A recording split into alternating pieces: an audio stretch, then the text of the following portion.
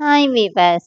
இன்னைக்கு ஜனவரி 31 சிறகடிக்க ஆசை சீரியல் என்னாச்சுன்னு சொல்லி பார்க்கலாம்க்கு முன்னாடி எங்கள் சேனல் சப்ஸ்கிரைப் பண்ணாதவங்க மறக்காம சப்ஸ்கிரைப் பண்ணுங்க. இன்னைக்கு என்ன அப்படின்னு சொல்லி பார்த்தீங்கன்னா, இங்கே வந்து இவங்க எல்லாரும் வந்து இன்விடேஷன் கொடுத்தோடனே இப்போ மனோஜ் கிட்ட வந்து முத்து கேட்குறாருல, நீங்கள் என்ன செய்ய போறீங்க அப்படின்னு. அப்போ இவங்க ரோஹிணி என்ன சொல்றாங்கன்னா, நான் தானே அவங்களுக்கு மேக் ஓவர் பண்ணி விடணும் அப்படின்னே. அப்போ நீ என்னடா செய்ய போறேன்னொடனே, உன்னோட இதில் ஷோரூம்லேருந்து எதனாச்சும் எடுத்துகிட்டு வந்து gift கொடு அப்படின்னு சொல்லிட்டு இவங்கன்னா ஜாலியாக பேசிட்டு இருக்காங்க. இங்க என்னாகுதுன்னா, முத்து போய் வித்யா கிட்ட போய் அந்த மொபைல காட்டி, "இது யாரோட மொபைல்னோனே?" "நீ உன்கிட்ட எப்படி என் மொபைல் வந்துச்சுன்னு?" சொல்லி கேட்குறாரு. அப்ப வித்யா நல்லா மாட்டிக்கிட்டோம் போல, எதனாச்சும் சொல்லி தப்பிக்கணுமே அப்படின்னு சொல்லிட்டு வேக வேகமா யோசிக்கிறாங்க. யோசிச்சு என்ன சொல்றாங்கன்னா, "இது என் மொபைல்" அப்படிங்கிறாங்க. "ஏன் என்ன விளையாடுறியா? இது என் மொபைல்" அப்படிங்கிறாரு முத்து. "இல்லங்க, நான் வந்து இந்த மொபைல வந்து இந்த மாரி பிளாட்ஃபாரம் கடையில ரூ. 2000 குடுத்து வாங்குனேன். என் ஃபோன் வந்து ரிப்பேர் ஆயிடுச்சுன்னு சொல்லிட்டு செகண்ட்ஸா தான் இத வாங்குனேன். ஆனா 2 நாள் அடுத்த நாளே இந்த மொபைல நான் தொலைச்சுட்டேன்" அப்படின்னோனே, "அது அங்க தான் இருந்துச்சா?" அப்படின்னு சொல்லி கேட்குறாங்க. "அப்ப ஏன் நீ தொலைச்ச மொபைல தேடல?" அப்படின்னு முத்து கேட்குறாரு.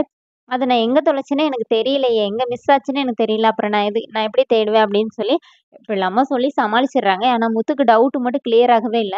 இப்ப முத்து வந்து மீனா கிட்ட வந்து வித்யா சொன்னத சொல்றாரு. அத வந்து ரோஹிணி அங்க நின்னு கேட்குறாங்க. இப்போ மீனா வந்து சொல்றாங்க, "ஒருவேள அவங்க சொன்ன மாரி நடந்திருக்கலாம்ல. இந்த மாரி வித்யா பொய் சொல்ல மாட்டாங்க" அப்படின்னோனே, "நீ இன்னும் அவள நம்பிட்டே இரு. பார்லர் அம்மா கூட சேர்ந்து அவங்க ஃப்ரெண்டும் அது மாரி தானே இருக்கும்" அப்படிங்கிற மாரி முத்து சொல்றாரு. இப்ப ரோஹிணி போய் நம்ம தான் அவள தப்பா நெனச்சுட்டோம் அப்படின்னு சொல்லி, போய் வித்யாவ போய் பார்க்க போறாங்க. வித்யா கிட்ட போய் சாரி கேட்குறாங்க. அதுவும் இல்லாம முத்துவும், மீனாவும் பேசினது எல்லாத்தையுமே சொல்றாங்க. சொல்லி, "நான் கூட உன்ன தப்பா நெனச்சுட்டேன்டி. நீ தான் என்னோட ட்ரூ ஃப்ரெண்டா இருந்திருக்கிறன்னோனே."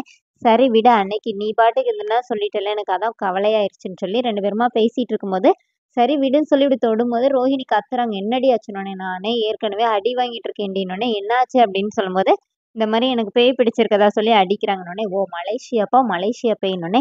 "ஆமாடி, நீ கூட என்ட்ட எப்பவுமே இப்படி கத்தி பேசினதே இல்ல. அன்னைக்கு எப்படி கோவப்பட்டு போன? ஒருவேள அந்த பேய் தான் பேசியிருக்குமான்னோனே." "நீ வேற விடுடி" அப்படிங்கிற மாரி பேசிட்டு இருக்காங்க. "இப்ப என்ன பண்ண போற? டெய்லி அடி வாங்க போறியான்னோனே." "இல்ல, அதுக்கு நான் ஒரு வழி வச்சிருக்கேன். இல்லன்னா தானே அடிப்பாங்க. இருக்குன்னு சொல்லி அந்த மாரி நான் வந்து ஆக்ட் பண்ணலான்னு இருக்கேன்" அப்படின்னோனே, முத்து மீனாக்கு உன் மேல டவுட் வந்துருச்சு. பார்த்து இரு அப்படின்னு சொல்லும்போது, இந்த மாரி ஸ்ருதி, ரவிக்கு ஃபங்ஷன் இருக்கு வந்துருன்னு சொல்லி இன்வைட் பண்றாங்க ரோஹிணி. அதோட என்னோட எபிசோட் எண்ட் பண்ணிட்டாங்க. நாளைக்கு என்ன அப்படின்னு சொல்லி பார்த்தீங்கன்னா, முத்து, மீனா வந்து ரவி கிட்ட, "டேய் உண்மைய சொல்லுடா, பலகுரல் எங்க?